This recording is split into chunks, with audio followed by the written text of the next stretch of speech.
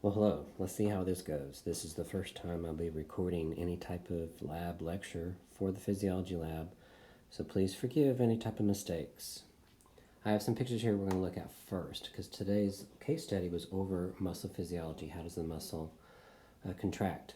But it also is about the neuromuscular junction. That is the junction between the axon of the somatic motor neuron and the motor end plate of the skeletal muscle. Okay, let's review what happens, or the events that happen at the neuromuscular junction. If we have an action potential that's traveling down the axon and ends up at the axon terminal, or the synaptic knob, it's going to open up the calcium gates in the synaptic knob, and it's going to cause exocytosis of the neurotransmitter into the synaptic cleft, the neurotransmitter being acetylcholine. Acetylcholine then binds to the nicotinic receptors on the motor end plate. These are monovalent cation channels that allow both sodium and potassium to pass through at the same time, and that will depolarize the muscle membrane and cause an action potential known as an end plate potential that travels down the sarcolemma and into the T-tubule. Once the action potential reaches the T-tubule, it's going to activate the DHP protein, which is located in the T-tubule. It changes the conformation, which then opens the ryanodine receptor located in the sarcoplasmic reticulum. Okay, so right here, the DHP receptor has changed its conformation. It's opening the ryanodine receptor located at the sarcoplasmic reticulum, and now calcium can exit the sarcoplasmic reticulum and go into the sarcoplasm, going down its concentration gradient, where it's going to bind to troponin and create the sliding filament. All right, when the muscle needs to relax, there is no more action potential or end plate potential traveling down the T-tubule. The DHP protein will go back to its original shape or conformation. The ryanodine receptor closes, and now the calcium has to be removed from the sarcoplasm. It'll be pumped back into the sarcoplasmic reticulum using a calcium pump. We have to use a calcium pump because it's going to go against its concentration gradient into the sarcoplasmic reticulum. All right, in today's pre-lab, let's go ahead and look at that chart. This is sort of what the pre-lab looks like that you had to fill out as a chart. On the left-hand side, they gave different conditions. First, they just gave an example of a healthy person. And then they gave a list of different types of poisons or gases. We have curare, botulism, and then sarin. And then there's a list of different type of conditions like myasthenia gravis, Eaton-Lambert, Guillain-Barré, and the malignant hyperthermia. On the back side of the in the back side of the pre-lab, it lists each different poison and each different condition of the body and explains its mechanism of action. And how does it affect the acetylcholine release? How does it affect the acetylcholine esterase? How does it affect the acetylcholine receptor? And then how does that in turn affect the release of calcium in the sarcoplasm, which then is going to affect the frequency of muscle contraction? And then you have to list, is it an autoimmune disease or is it not? All right, so we're going to go through each one of these. For example, for a healthy individual, how does acetylcholine release being affected in somebody that is healthy? It is normal. What about their neuromuscular junction acetylcholine esterase activity? In a healthy individual, it is normal. How is their acetylcholine receptor function? It is normal. How is the release of the calcium from the sarcoplasmic reticulum? Normal. What is the frequency of muscle contraction for a healthy individual? Normal. And does a healthy individual have an autoimmune disease? The answer is no. Now let's go through each one of these, and we're going to start with curare. Okay, if you read the back of the pre-lab, curare, part of it says the chemical, known by alternate names, comes from various plants, can be used as a muscle relaxant and a poison. And then it tells you how it works. It works by blocking the nicotinic acetylcholine receptors of the neuromuscular junction, so it blocks the receptors. So if we go to the chart, curare, how does it affect the release of acetylcholine? Well, it has nothing to do with the release of acetylcholine, so that is normal. All right, after that, How does curare affect the neuromuscular junction acetylcholinesterase? Well, it doesn't have anything to do with affecting the enzyme to break down acetylcholine, so that is normal. Now, how does curare affect the acetylcholine receptor? Well, it tells you in the back that it blocks the nicotinic receptors, so their activity is going to be decreased. I'll put an arrow down to say it's been decreased. Well, if the receptor's been blocked, how does that affect the release of calcium from the sarcoplasmic reticulum? It is also decreased, so draw an arrow down. If there's not enough calcium in the sarcoplasm, how does that do with the muscle contraction? Well, the frequency of muscle contraction is directly related to the amount of calcium available in the sarcoplasm. So if there's not enough calcium available, that means the frequency of muscle contraction is going to be decreased. And then curare. Is this an autoimmune disease? No, it is a poison. So I'm going to put a little X there to show that it is not an autoimmune disease. Now let's go to the next one. The next one is myasthenia gravis. And if we look at the back of the pre-lab, it says myasthenia gravis is the body's immune system that's making antibodies against the acetylcholine receptors. So, again, this is affecting the acetylcholine receptor, just like curare. But instead of being a poison, this is definitely an autoimmune disease. An autoimmune disease is something that is whenever the body makes antibodies against a certain body part. So the results are going to be the same. How does myasthenia gravis affect the release of acetylcholine? It doesn't, so it's normal. How does myasthenia gravis affect acetylcholinesterase activity, the enzyme to break it down? It doesn't, so it's normal. Now, how does myasthenia gravis affect the receptor function for acetylcholine? It is going to be decreased, just like curare did. How does it affect the release of calcium from the sarcoplasmic reticulum? It is going to be decreased because the receptors are being destroyed by the antibodies. So how does that affect the frequency of muscle contraction? Again, calcium release is directly proportional to the frequency of muscle contraction, so it's going to be decreased.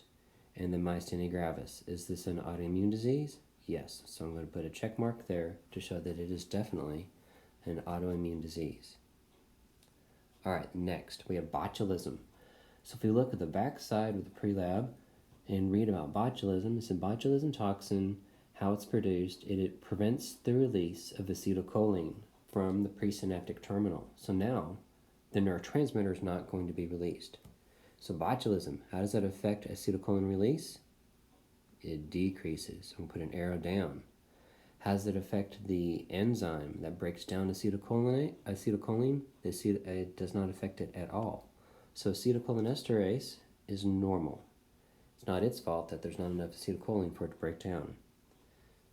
So how does botulism affect the acetylcholine receptor function? It doesn't.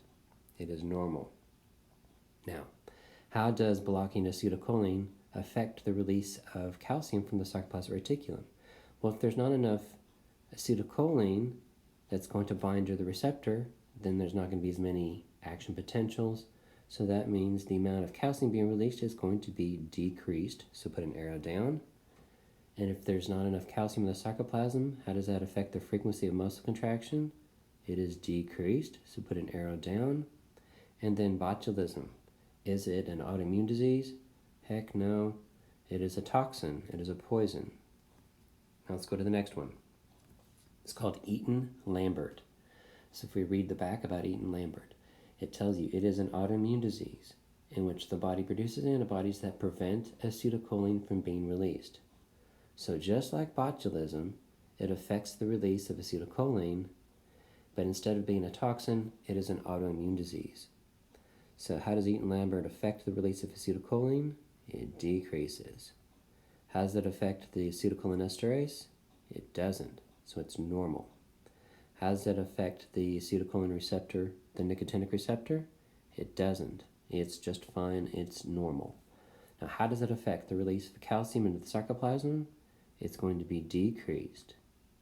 Now, how does it affect the frequency of muscle contraction? Well, if there's not enough calcium present, then the frequency of muscle contraction will be decreased. And then Eaton-Lambert, is it an autoimmune disease? Heck yeah, so we're going to put a check mark. It's definitely an autoimmune disease. Now let's read about sarin. Sarin is next. Sarin is a gas.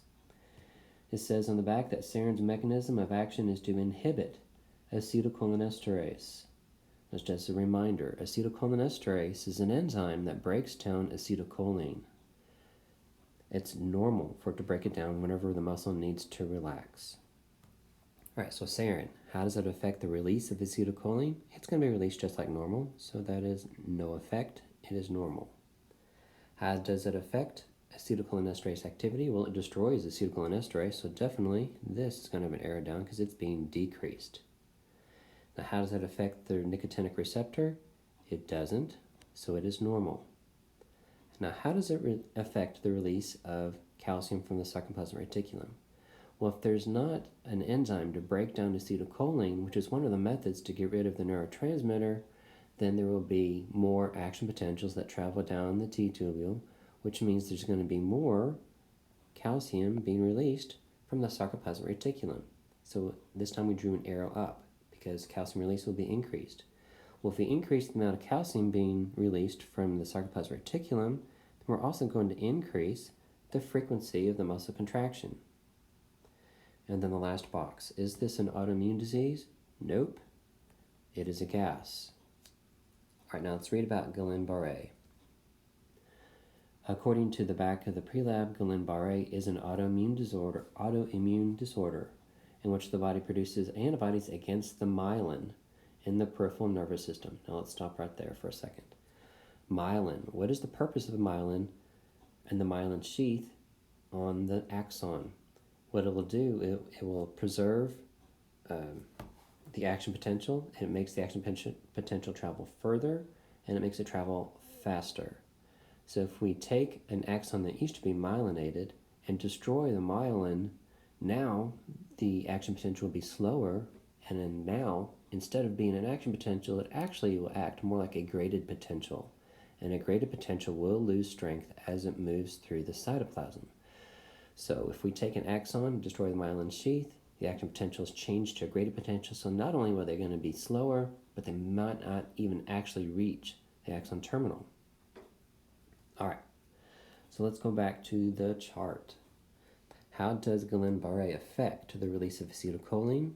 It's going to decrease the amount of acetylcholine being released because it may not actually reach the synaptic knob. Now, how does Guillain-Barré affect acetylcholinesterase? It doesn't. It stays normal. How does Guillain-Barré affect the receptor function? It doesn't. It stays normal. Now, how does Guillain-Barré affect the release of calcium from the sarcoplasmic reticulum? Well, if there's not enough acetylcholine available,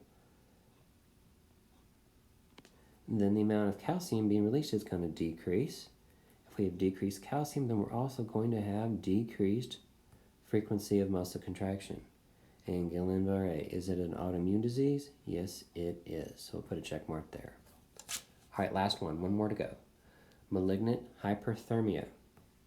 If we read on the back, malignant hyperthermia, it is a condition caused by 3 different rare genetic mutations, one of those being in the ryanodine receptor in skeletal muscles. Now, if we stop right there for a second, what is the ryanodine receptor? Well, that is the calcium gate that's located in the sarcoplasmic reticulum. All right, so we continue reading. When exposed to certain anesthetics, the mutant channel opens easier and takes longer to close, resulting in, and this is important, more calcium being released into the muscle cell. So it affects the ryanodine receptor by staying open longer, allowing more calcium to leak out into the sarcoplasm. All right, so let's go to the chart. So malignant hyperthermia, how does it affect the release of acetylcholine? It doesn't. It stays normal. So how does malignant hyperthermia affect acetylcholinesterase? It doesn't. It is normal. Now, how does malignant hyperthermia affect the acetylcholine nicotinic receptor? It doesn't. It stays normal. Now, how does malignant hyperthermia affect the release of calcium from the sarcoplasmic reticulum? Well, if it keeps the ryanodine receptor open longer, then it's going to increase the amount of calcium available. So we draw an arrow up.